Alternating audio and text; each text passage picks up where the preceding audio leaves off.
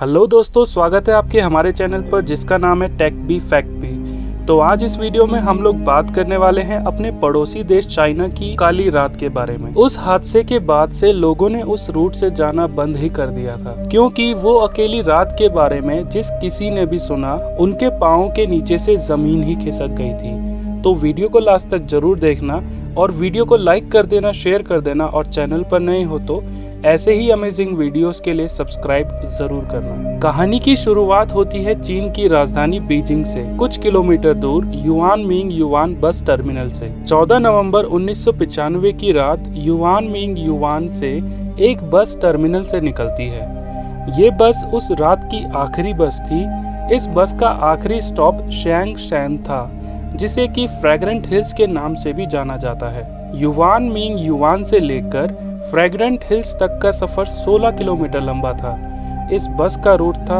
Root number 375। और जब ये बस अपने टर्मिनल से निकलती है तो उस वक्त बस में सिर्फ 2 लोग होते हैं, बस ड्राइवर और लेडी कंडक्टर। और फिर कुछ दूर चलने के बाद ये बस अपने पहले स्टॉप पर रुकती है, जिसका नाम होता है समर पैलेस।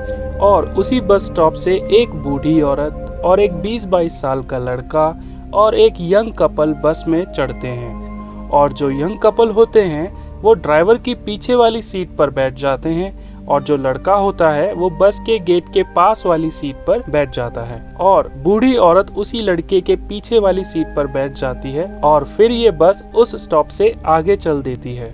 और अब कुल मिलाकर बस में 6 लोग थे और अब ये बस अपने रूट पर चलने लगी। जिस रूट पर ये बस चल रही थी वो रूट शहर के बाहरी इलाके वाला था, जिस पर ना तो कोई इंसान था और ना ही कोई गाड़ियां दिख रही थी।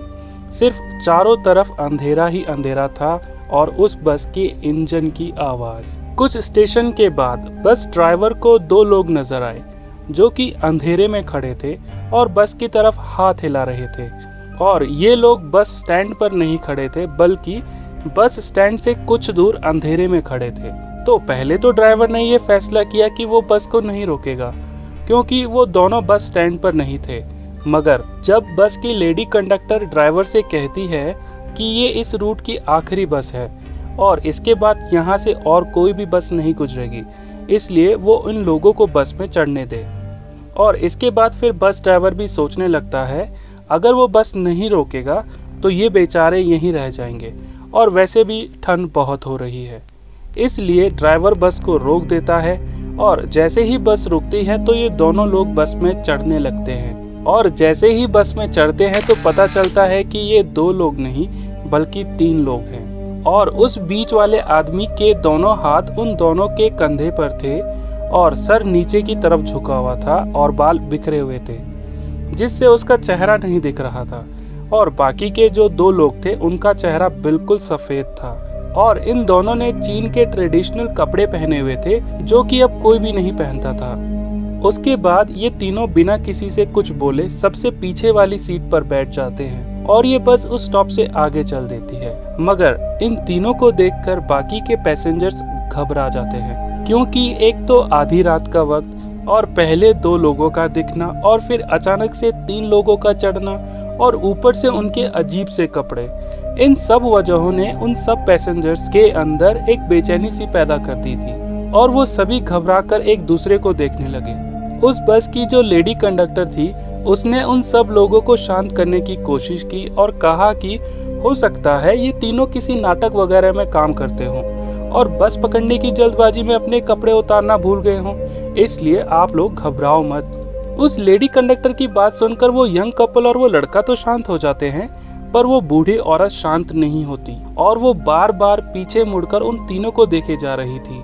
इसके 2-3 स्टॉप के बाद जो यंग कपल बस में थे उनका स्टॉप आ जाता है और वो अपने स्टॉप पर रुक जाते हैं और फिर बस आगे अपने रूट पर चल देती है। अब बस में टोटल 7 लोग सवार थे और बाहर ठंडी हवाओं का शोर सुनाई दे रहा था और बस के अंदर वो लेडी कंडक्टर और ड्राइवर एक दूसरे के साथ हंसी मजाक कर रहे थे।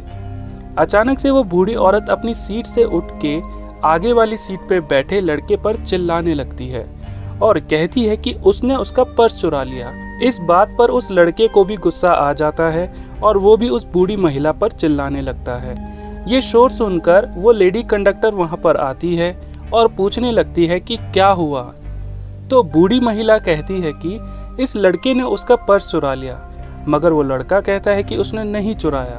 धीरे धीरे ये झगड़ा बहुत बड़ा हो जाता है और वो बूढ़ी महिला उस लड़के का कॉलर पकड़ लेती है और कहती है कि अगले स्टॉप पर बस रोको, मुझे उतरना है और इस लड़के को पुलिस के हवाले करना है।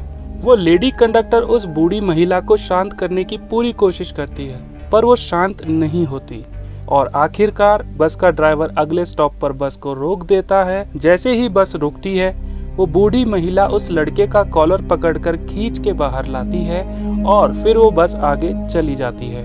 वहाँ से वो बस तो चली जाती है, पर जब वो लड़का अपने चारों तरफ देखता है तो उसे कोई भी नहीं दिखाई देता सिवाय अंधेरे के।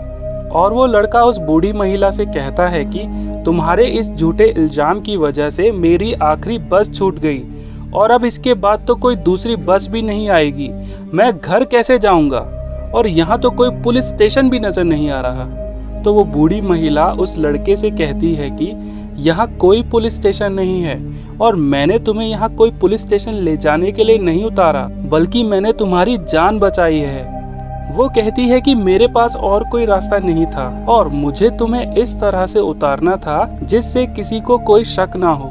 उस बूढ़ी औरत की वो बात सुनकर वो लड़का सोच में पड़ जाता है और कहता है कि तुमने मेरी जान कैसे बचाई? तो वो बूढ़ी औरत कहती है, तुम्हें वो 3 लोग याद है जो सबसे आखिरी में बस में चढ़े थे? तो वो लड़का कहता है, हाँ याद है, थोड़े अजीब से थे। तो वो बोली कि जब से वो बस में चढ़े थे तभी से मुझे कुछ अजीब लग रहे थे, इसलिए मैं बार बार उन्हें पीछे मुड़ मुड़ कर देख रही थी। इसी बीच खिड़की से तेज हवा बस के अंदर आई और उनके कपड़े हवा में उड़े। तो मैंने देखा कि उन तीनों के पैर गायब थे और मुझे पक्का यकीन है कि वो तीनों इंसान नहीं थे। मुझे अपने साथ साथ तुम्हारी भी जान बचानी थी, इसलिए मैंने तुम पर झूठा इल्जाम लगाकर तुम्हें बस से उतार दिया। जैसे ही ये बात उस लड़के ने सुनी, उसके पसीने छूट गए और 17 नवंबर 1995 की सुबह पुलिस को एक बस नदी में डूबी हुई मिली, जिसकी जांच पड़ताल के बाद पता चला कि ये वही बस है जो उस दिन से गायब हो गई थी। और बस में से 3 लाश मिली, एक बस ड्राइवर की, एक लेडी कंडक्टर की और एक उस शख्स की जिसे उन 2 लोगों ने अपने बीच में पकड़ रखा था। और आज इस घटना को पूरे 26 साल हो गए हैं और अभी भी ये चीज एक रहस्य बनी हुई है कि आखिर वो 3 लोग कौन थे और वो बस अपने रूट से 100 किलोमीटर दूर कैसे पहुंची। तो आप लोगों ने वीडियो को पूरा देखा, इसलिए थैंक यू सो मच। और अब चैनल को सब्सक्राइब कर लेना, वीडियो को लाइक कर देना और आपको ये स्टोरी सुन के कैसा लगा कमेंट सेक्शन में ज़रूर बताना। Thank you.